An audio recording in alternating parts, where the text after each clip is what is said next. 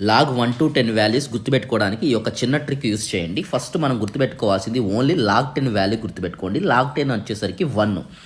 ఈ 1 నుంచి -0.05 కనుక చేసినట్లయితే నెక్స్ట్ వాల్యూ వస్తుంది. తర్వాత 0.95 నుంచి 0.05 సబ్స్ట్రాక్షన్ చేస్తే 0.90 వస్తుంది.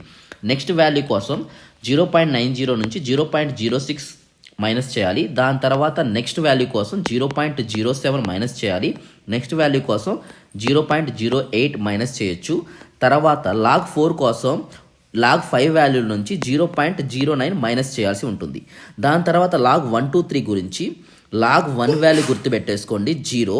నెక్స్ట్ వాల్యూ కోసం ఈ 0కి ప్లస్ 0.30 వాల్యూ యాడ్ చేసినట్టయితే లాగ్ 2 వస్తుంది. లాగ్ 3 కోసం ఈ 0.3కి ప్లస్ 0.14 యాడ్ చేసుకోవాల్సింది.